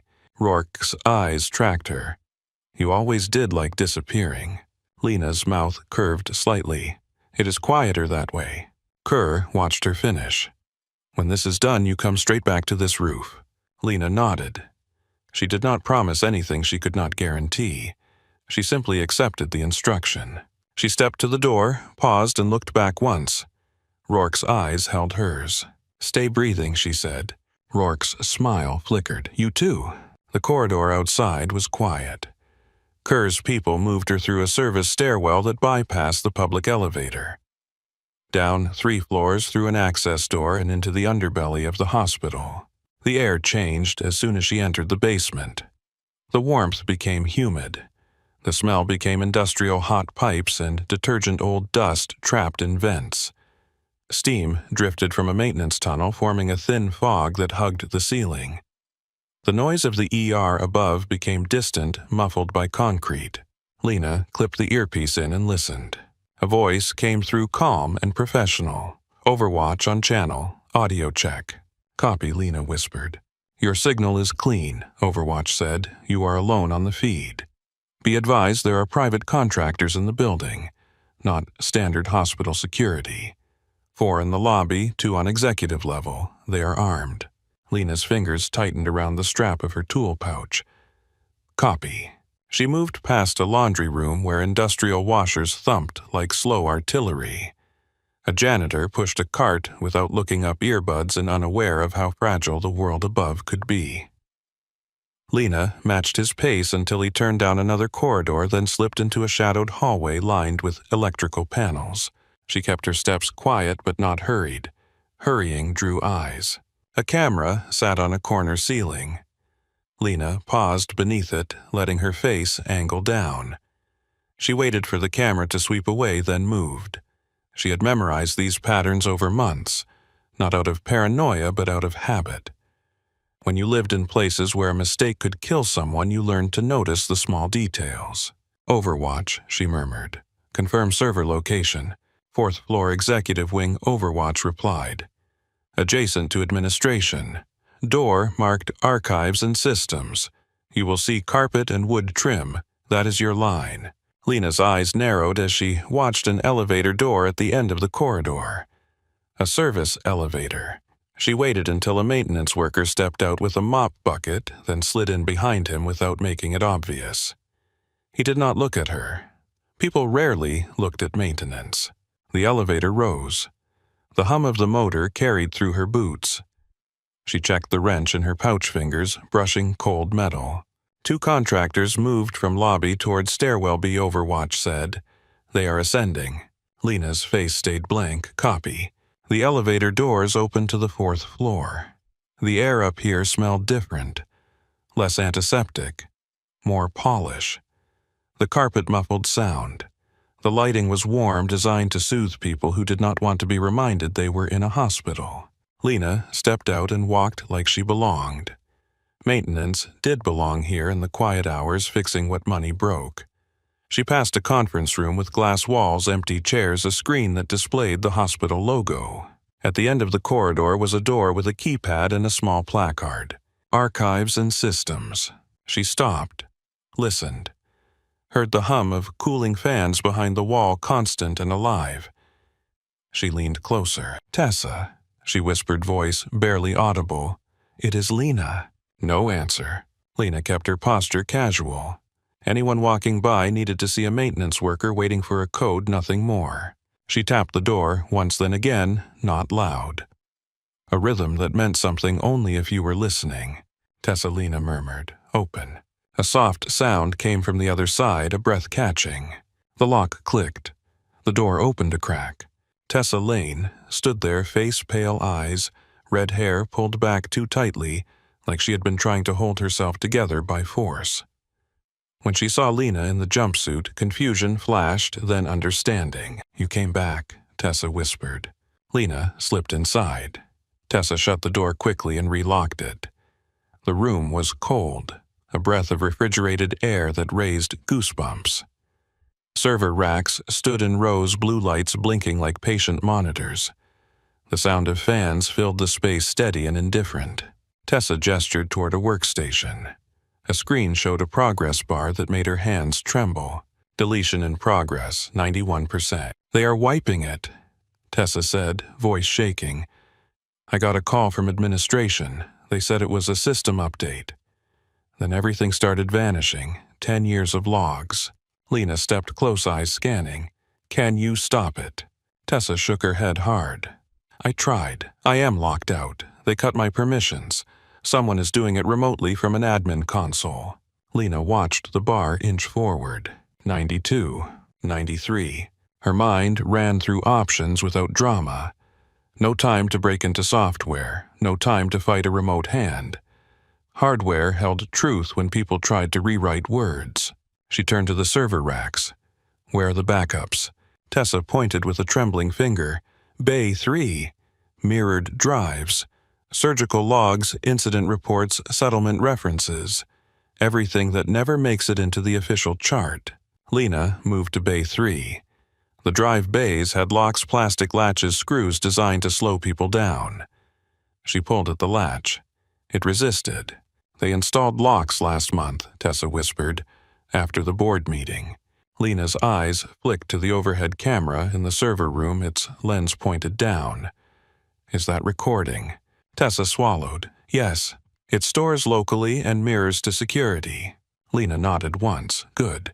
She reached into her pouch and pulled out the wrench. She did not swing wildly. She used it like leverage. A controlled twist. Plastic creaked. The latch snapped. Tessa flinched at the sound, then pressed her hands to her mouth. "Deletion 95. Lena pulled the first drive. It slid out heavy in her hand, warm from constant use. She held it carefully, as if it were a fragile organ. She placed it into the evidence pouch, sealed. It wrote the time with a pen from Tessa's desk. Her handwriting was neat, military neat. She signed her alias, then added a second initial only someone in her world would recognize. Tessa stared. "What are you?" Lena did not answer. She pulled the second drive. The door behind them did not open gently. It exploded inward with a violent kick. 2 men filled the doorway. Dark suits, no badges, shoulders, thick eyes flat. One held a stun baton. The other held a pistol with a suppressor that looked wrong in a hospital hallway. Tessa made a sound that broke in her throat and dropped to the floor, hands over her head. The man with the pistol aimed at Lena. "Step away from the server." Lena froze, hands raised, posture shrinking. She let her shoulders round, let her eyes widen a fraction. She let fear show, the kind that made people assume she would comply. "I am just maintenance," she said, voice thin. The gunman's eyes flicked to her jumpsuit. Confusion slowed him for half a beat. Lena used that half beat. She threw the wrench. It spun through the air and struck the gunman in the bridge of the nose with a wet crack. His head snapped back. The pistol jerked. A muffled shot punched into the ceiling tile, showering dust and insulation. Lena moved forward fast. She did not chase the gunman. She closed distance on the baton man before he could decide. He swung the baton in a wide arc. Lena stepped inside it and drove her shoulder into his chest, taking his center. They hit the floor hard. His breath left in a grunt. He was strong. His hands grabbed for her throat. Lena caught his wrist twisted and pressed down. His grip loosened. She shifted her weight and locked her forearm across his neck, not crushing, controlling. He thrashed, then tried to gouge at her face. Lena turned her cheek away and tightened the hold. His movements slowed. His eyes rolled. She released him as soon as he went limp enough not to fight. The gunman staggered, blood pouring from his nose, one hand flailing for balance, the other trying to aim. His vision was compromised. His anger made him reckless. Lena ducked behind a server rack. Another muffled shot struck, metal sparks snapping. The sound was strangely small in the chilled room, but it carried enough to vibrate the air. "Overwatch," Lena whispered. "Contact in server room. 2 armed contractors." Overwatch's voice stayed calm. "Copy. State units are moving. Deletion 98. Tessa sobbed from the floor, a small sound of helplessness. "It is almost gone." Lena pushed herself back to the workstation, eyes scanning. The deletion bar hit 99. She grabbed the 3rd drive with both hands and yanked. It resisted. A locking mechanism held it like a fist. Lena planted her feet and pulled again. The plastic began to give, but the drive did not slide free. Behind her, the gunman stumbled closer, anger turning into panic. He had expected obedience. He had expected a janitor. He got a ghost. Lena pivoted, caught sight of him aiming around the rack. The suppressor pointed at her heart. She moved sideways as the shot fired. The bullet struck the edge of the rack, chewing metal. Lena closed distance and drove her forearm into his weapon arm, pushing it up. The pistol clattered to the floor. His free hand swung at her face. Lena leaned back just enough to let it miss, then struck his throat with the heel of her palm. Not crushing, not killing, just shutting him down. He gagged, eyes watering, and bent forward. Lena seized his collar and shoved him into the wall. His head hit the drywall with a thud. He slid down, stunned. She kicked the pistol under the lowest server rack far enough that it would take time to reach. Then she turned back to the drive. Deletion completed. 100%. The screen went black. Tessa let out a sound like grief. Lena's jaw tightened. "Software is gone," she said. "Hardware is not." She slammed the wrench into the locking mechanism at the drive bay, using the metal edge like a chisel. A sharp crack. The lock snapped. She pulled, and the drive slid free into her hands. She sealed it in a second evidence pouch, wrote the time press the seal tight. Footsteps pounded in the hallway outside. Multiple. Fast. The contractors on the floor groaned, beginning to stir. Tessa grabbed Lena's sleeve, trembling. "They will kill me." Lena looked down at her. "Stand up." Tessa's knees shook as she rose. Lena took her by the elbow and guided her toward the back door of the server room, a service exit that opened into a narrower corridor. They pushed out into the hallway. A shape appeared at the far end. Dr. Grant Wexler. He looked nothing like the surgeon who walked halls like a model. His tie was undone. Sweat darkened his collar. His eyes were wide and bright with something close to mania.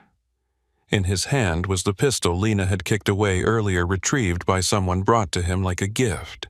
"You," Wexler said, voice breaking, "you did this." He raised the gun. Tessa made a small sound and shrank behind Lena. Lena did not flinch. She positioned herself in front of Tessa without thinking, body moving like it had been trained to protect someone behind it. "You are finished," Wexler spat. "You ruined my life." Lena's voice stayed calm. "You did that yourself." Wexler's face twisted. "I am a surgeon. I am the best this city has. My father built this hospital. You are nothing." His finger tightened on the trigger. Lena's mind measured distance angles available, covered the probability of saving Tessa if Wexler fired. It did not feel like thought. It felt like math. Then another sound entered the corridor. Footsteps. Many. Not running, not panicked. A line of people moved into view behind Wexler, filling the hallway like a tide. Nurses. Marco Ruiz at the front face, pale eyes hard. Tessa's friends from triage. A nurse from oncology still wearing her unit badge. 2 ICU nurses with oxygen tanks on a rolling stand, a pediatric nurse gripping an IV pole like a staff. They were not armed with guns. They held what they had. Wexler's head snapped toward them, surprised. "Move," he shouted. "Get out of my way." Marco stepped forward. His hands shook, but he did not stop. "Put it down," Marco said. Wexler laughed, high and sharp. "Or what? You will hit me with a clipboard." The nurse line did not break. Tessa's breath hitched behind Lena. They came. Wexler swung the gun toward the crowd. "I will fire. I swear I will." The nurses held. Terror lived on their faces, but they did not move. Marco's voice was low, steady. "There are cameras here, Grant. Everywhere. And we are all watching you." Wexler's mouth opened, then closed. He looked from face to face, seeing not individuals, but a wall. A witness line he could not intimidate one by one. "You cannot all be against me," he whispered, anger cracking. A nurse from ICU took one step forward, eyes wet with rage. "You have been against all of us for years." Wexler's gun hand trembled. Lena used the moment. She reached behind her and pressed the evidence pouches into Tessa's hands. "Hold these," she murmured. "Do not let them out of your sight." Tessa clutched the pouches like life preservers. Wexler saw the movement and lunged forward, panic overtaking his fear of witnesses. "Give me that." Lena shifted, keeping her body between him and Tessa. "No." Wexler raised the gun again, closer now. Sirens wailed outside louder than before. Not ambulance sirens. Police. Multiple. Overwatch's voice came through Lena's earpiece. "State units are at the entrance. Hospital security is moving aside. Repeat, state units are entering." Wexler heard the sirens too. He looked toward the window at the corridor end, as if trying to see through walls. Marco stepped forward again, eyes fixed on the gun. "It is over," he said quietly. Wexler's breathing turned ragged. His finger hovered. His eyes darted from Lena to the nurses to the door. The first state trooper appeared at the far end of the corridor, weapon drawn but held low, voice commanding. "Drop it, now." 2 more troopers followed, then another, their presence filling the space with authority that did not belong to donors. Wexler froze. The trooper's voice hardened. "Drop the weapon." Wexler's hand shook. His gaze flicked to Lena, hatred and humiliation tangled together. He looked like a man who had always been caught by other people's rules and had just realized they no longer applied. His fingers loosened. The gun hit the carpet with a soft thud. Wexler sank to his knees, hands rising toward his face. He made a sound that might have been a sob, but it was too angry to be grief. The troopers moved in fast, cuffing him, reading him rights he did not seem to hear. One trooper looked toward the server room door, then saw the contractors on the floor, and his eyes narrowed. "What is this?" he demanded. Marco answered, voice tight. "Not hospital security." The trooper's jaw set. He spoke into his radio, calling for additional units. Lena stood still, breathing, steady, eyes scanning. Her body was ready for another threat, but the corridor had shifted. The power had shifted. Tessa's hands were still shaking. Lena turned to her. "Give the pouches to the trooper." Tessa hesitated, fear of losing control of the only proof. Lena's gaze steadied her. "Chain of custody," Lena said. Tessa nodded, swallowed, and stepped forward. She held the pouches out with both hands. The trooper took them, carefully checked the seals, read the times, then looked at Lena. "You retrieved this." Lena did not answer with a name. She nodded once. The trooper held the pouches up for another officer to witness, then signed the custody line with a thick black pen. He handed the pen to Tessa. "Sign as witness." Tessa's hand shook as she wrote her name. Marco watched, eyes fixed on the evidence as if watching a door lock for the first time. The corridor filled with more troopers, then a man in plain clothes with a badge clipped to his belt. He scanned the nurses, the cuffs, the contractors, the evidence pouches. His gaze landed on Lena. "Who are you?" Lena's face stayed neutral. "Maintenance." The man's eyes narrowed, not believing, but choosing to accept for now. "Where is the board chair?" Lena's gaze flicked towards the public side of the building. He is in the lobby area. He is preparing to speak. The plainclothes man nodded once, then spoke into his phone as he walked away. The nurses' line began to loosen tension seeping out of shoulders and hands. A few of them looked like they might sit down right on the carpet from shock alone. Others stared at Wexler being led away, faces tight with relief that felt almost painful. Marco stepped toward Lena slowly. His voice came out low. "You came back." Lena looked at him. "You stood." Marco swallowed hard. "I did not stand earlier." Lena's eyes softened a fraction. "You stood now." Tessa wiped at her face with the back of her wrist, smearing tears into her skin. They were deleting everything she said, voice-breaking. All those names, all those people. Marco's jaw tightened. Not anymore. A trooper approached Marco and asked for a statement.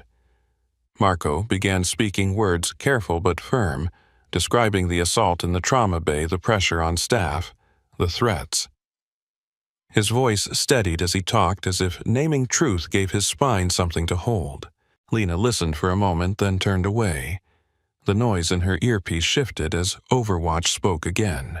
"General Kerr is moving from the roof," Overwatch said. "He is inside the building." "Copy," Lena whispered. She slipped back toward the service corridor, moving through the crowd without drawing attention.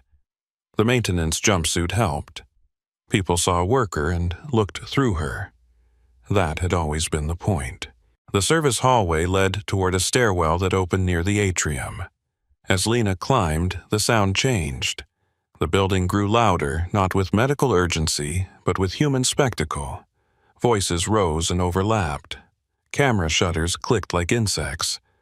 A murmur of anticipation thickened the air. On the landing, Lena paused. Through the glass panel of a door, she could see bright lights spilling across polished floors. She could see the edge of a crowd, suits and press badges, microphones on stands, cables snaking across marble. A security guard stood nearby, face-tight eyes scanning for threats that did not look like donors. Lena adjusted the brim of her maintenance cap and pushed the door open. The atrium swallowed her into light and noise. Marble floors reflected the glare of camera rigs and the white wash of studio lamps. Microphones crowded a polished podium like metal flowers. A wall of people pressed shoulder to shoulder, reporters in suits, hospital administrators in practiced smiles, donors who looked like they belonged in boardrooms, not within earshot of trauma bays. At the center of it all stood Harlan Wexler. He wore charcoal gray that fit like authority. Silver hair combed back, jaw clean-shaven, posture straight enough to suggest he never waited for anyone. He let the room settle before he spoke, as if silence was something he owned. Lena moved along the edge of the crowd, head slightly lowered, maintenance cap shadowing her eyes. She kept her hands in her pockets. The evidence was no longer on her. The risk was. She found a spot near a pillar where the light did not hit her directly and watched Harlan, like she watched a hallway before entering measuring angles, exits the faces of people who might move when trouble started. Harlan leaned toward the microphones. "Ladies and gentlemen," he said, voice smooth, calm, built for cameras. "Thank you for coming on such short notice." A few reporters raised phones. Others adjusted lenses. Harlan continued.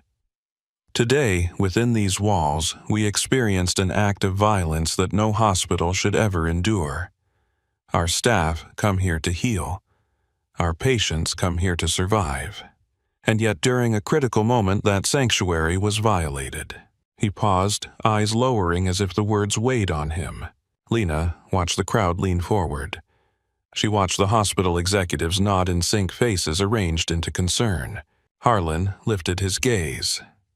A former soldier hired in good faith as a temporary nurse suffered what appears to be a severe psychological episode. She endangered a trauma patient and launched an unprovoked assault on my son, Dr. Grant Wexler, chief trauma surgeon of Rocky Mountain Trauma Center. A murmur rippled through the reporters. Pens scratched paper. The word soldier traveled quickly, hot and easy. It always did. Harlan held up one hand as if calming the room. We have zero tolerance for violence, zero tolerance for instability. We are cooperating fully with authorities to apprehend this individual, and we are taking immediate steps to ensure the safety of our staff and patients." He tilted his head slightly, practiced grief giving way to steel. "We also have reason to believe this individual has a history of untreated trauma. We will not allow our hospital to be held hostage by a rogue element." Lena felt a familiar pressure behind her ribs, not fear, not anger. The sharp awareness that a lie spoken with confidence could become a weapon more effective than a blade. In the crowd, she spotted Evan Caldwell Grant's attorney standing near the front row. He looked satisfied, like a man watching a contract fulfill itself. 2 feet to Caldwell's right, a hospital administrator held a printed statement. Her hands were steady, her eyes were not. On the edge of the staff cluster, Marco Ruiz stood with several nurses. Their faces were pale eyes locked on Harlan. Tessa Lane stood beside Marco, shoulders, tight lips pressed together so hard the color drained out. When Harlan said unprovoked, Tessa flinched as if struck. Harlan continued warming to his own narrative. "If you're wondering how this could happen, the answer is simple. Even institutions with strict standards can be infiltrated. We trusted someone who should not have been trusted." His words landed clean and cruel, and then he lifted his chin, setting up the final blow. "We owe it to the community to be transparent," he said. "We owe it to our patients to act decisively." Above him, the massive LED display that usually looped donor names and smiling physicians brightened with the hospital logo. Lena watched the screen with quiet focus. Overwatch's voice murmured in her ear, almost swallowed by the crowd noise. Feed access confirmed. Harlan turned slightly, gesturing toward the logo as if it were his. "This hospital will remain a place of excellence, and we will not be intimidated." The logo flickered.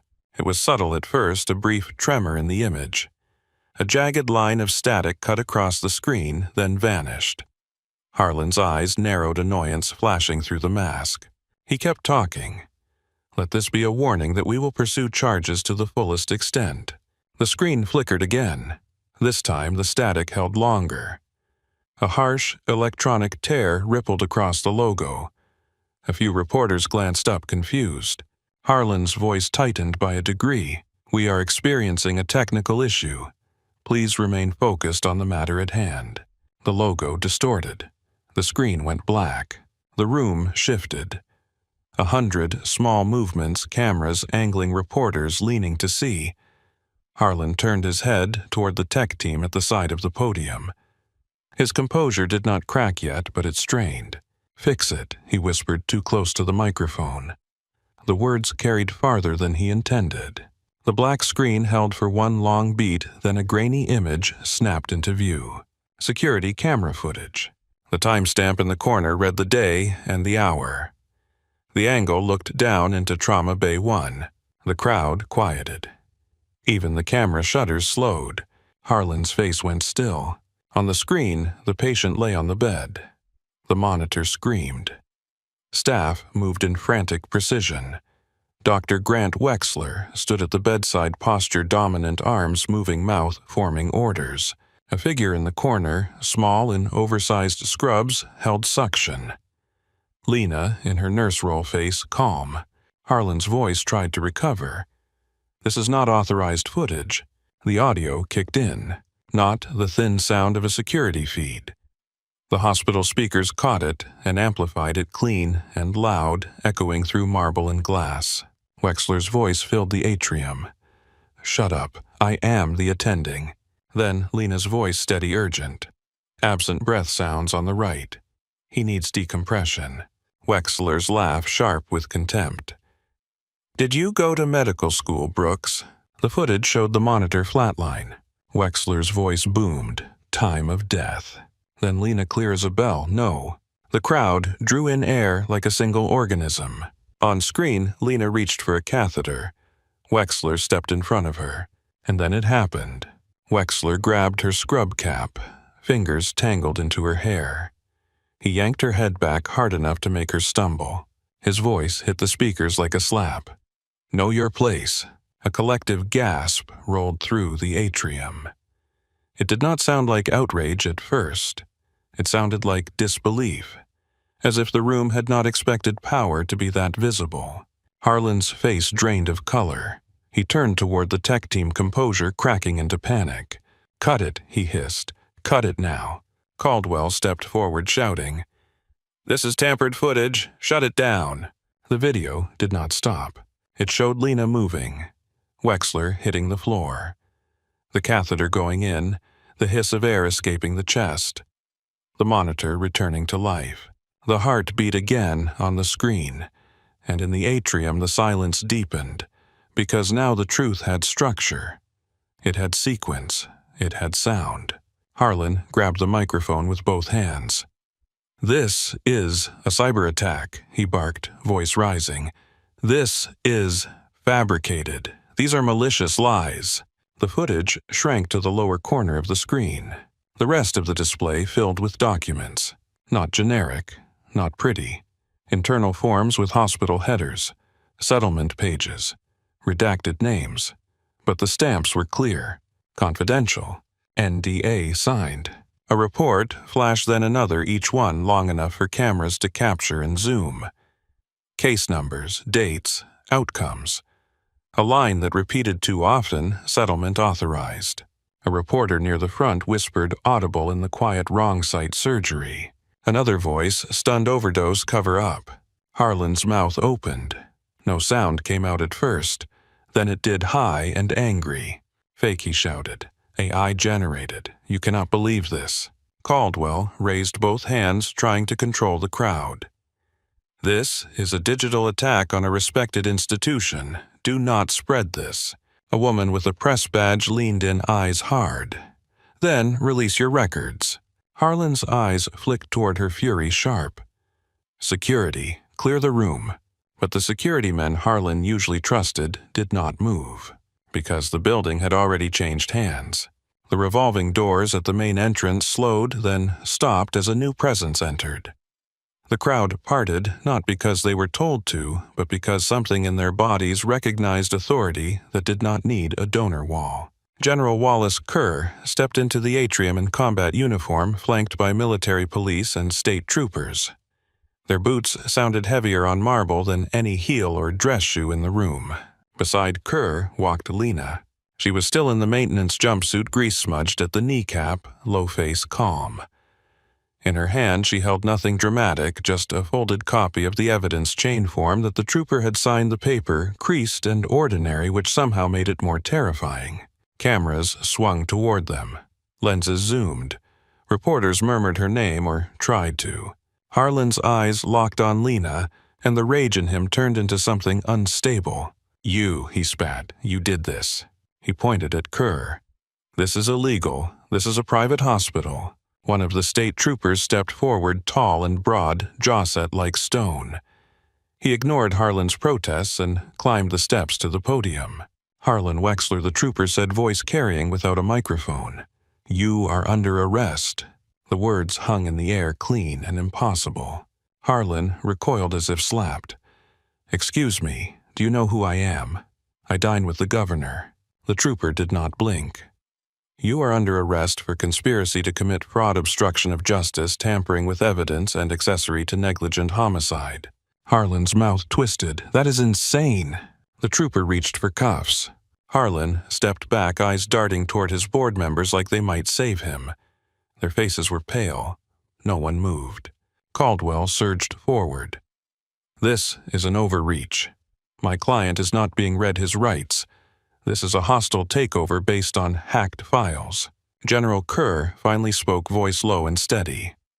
"Those files were retrieved from your system. Sealed, logged, witnessed. Chain of custody established in your own building." Caldwell's jaw tightened. "You have no authority." Kerr's gaze fixed on him. "You will step aside." Harlan's breathing turned ragged. "Grant," he snapped, turning as if his son would appear on command. "Grant, get down here." The crowd shifted again. A path opened near the side entrance. Two troopers appeared, escorting Dr. Grant Wexler in handcuffs. His white coat hung crooked. His hair was disheveled. His face was blotched with tears and sweat eyes down no longer the man who owned the air. When he saw the cameras, he flinched, head turning away. Caldwell started to speak, but the trooper guiding Grant cut him off with a look. Grant's gaze lifted for a second and met Lena's. In that brief moment, the arrogance in him looked like something hollowed out. Fear sat beneath it, raw and childlike. "You ruined me." "Grant," whispered voice, barely audible. Lena did not respond. Her eyes were calm, not triumphant. She looked at him the way she looked at a diagnosis, a fact, a consequence. The trooper at the podium cuffed Harlan. Metal clicked. The sound echoed off marble. Harlan tried to twist away, face contorting. "This is a conspiracy. This is extortion. That woman is a criminal." The trooper tightened the cuffs and held him steady. "Tell it to the judge." Harlan's voice rose, cracking. "You cannot do this. I built this place." A reporter shouted, "What about the settlements?" Another louder, "Did your son assault staff?" Harlan's face turned purple. "Shut up," he screamed. The troopers began guiding him off the stage. Grant stood a few paces behind, hands cuffed, eyes still down.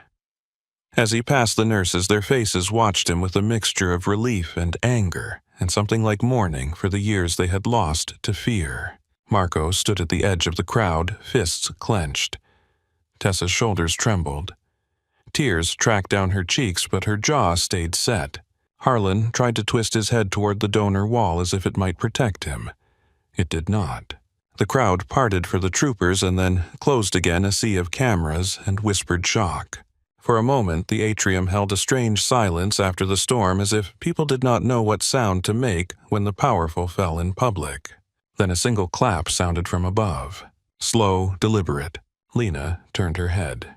On the mezzanine balcony, Master Sergeant Jack Rourke sat in a wheelchair pushed by a military medic. He looked pale, oxygen cannula under his nose, but his eyes were sharp and alive. His hands came together again. Clap, clap. Another clap, joined hesitant at first. Marco Ruiz stepped out from the staff crowd and clapped, eyes wet, face hard. Tessa clapped, next hand shaking. A nurse from ICU clapped, then another. The sound, built not polite, not formal. It rose into a roar that filled the atrium, a release of pressure that had been building for years. Reporters kept filming, but even some of them clapped, caught in the gravity of a truth that did not fit into a headline. Lena stood still, the applause washing around her like wind around stone. Her shoulders tightened for a second, then eased. She looked for a way to disappear, but the crowd had decided she was no longer allowed to be invisible. General Kerr stepped close, voice low so only she could hear. "You did what needed doing." Lena's eyes stayed on the troopers as they moved Harlan and Grant toward the doors. They did it to themselves. Kerr's mouth tightened in something that might have been approval. He glanced toward Rourke, then back to Lena. "Your commission can be reinstated, quietly or publicly, your choice." Lena did not answer immediately. She looked past Kerr through the glass wall toward the ambulance bay. A new ambulance rolled in, lights strobing red and white against wet pavement. Paramedics jumped out, already moving, already shouting into the air. The sound reached her even through glass, muffled but familiar. Rourke's voice carried from the balcony, rough and amused. "She always goes where the bleeding is." Kerr looked up, then back at Lena. "You do not have to stay here." Lena's gaze stayed on the ambulance. "I am already here." Kerr studied her face as if trying to read the last 3 months in it. The quiet nurse. The hidden major. The woman who chose to carry a mop and a badge instead of a rank. He exhaled once. "Then you will not be alone," he said. "We will ensure the investigation continues. Your witness will be protected." Tessa stood a few feet away now, drawn closer by the chaos and the relief. Her eyes met Lena's. She looked like she wanted to speak, but did not know where to begin. Lena stepped toward her. "You did the hard part," Lena said. Tessa swallowed. "I thought I was going to throw up." Lena's mouth curved slightly. "That is normal." Marco stepped closer, voice low. "Careful. Are you going to disappear? Lena looked at him. No. Marco's throat tightened. What do we call you? Lena's eyes flicked to the cameras, the troopers, the donor wall, the place where stories got decided. She kept her voice quiet. Lena's fine, she said. Marco nodded, once the tension in his shoulders loosening, as if a lock had opened. General Kerr looked toward the exit. We should move. Lena shook her head slightly. Not yet. Kerr raised an eyebrow. Lena nodded toward the ER doors, where another gurney was being rushed in from the ambulance bay, paramedics pushing staff running to meet them. The hospital, even in scandal, did not stop bleeding. Kerr watched the scene, then gave a short, reluctant laugh, more breath than sound. You are stubborn. Lena's gaze stayed steady. I am employed. Kerr's expression softened by a fraction. You are still a major.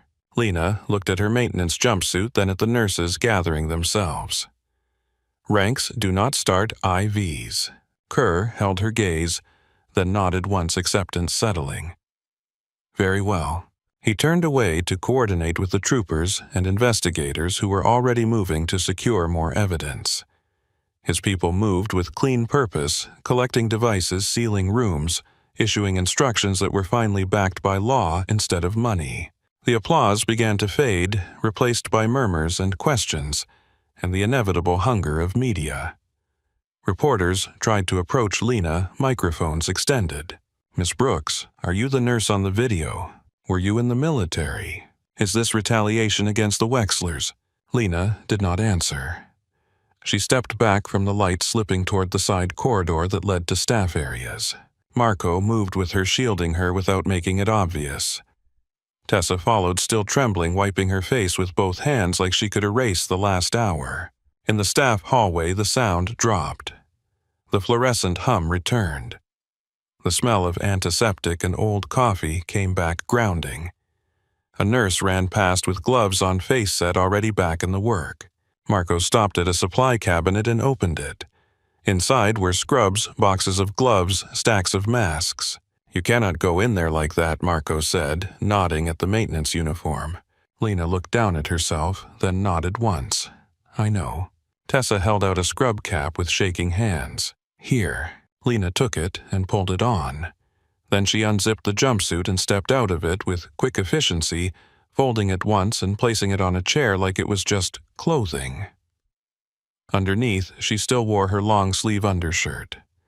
She pulled on hospital scrubs, tied the waist, snapped on gloves.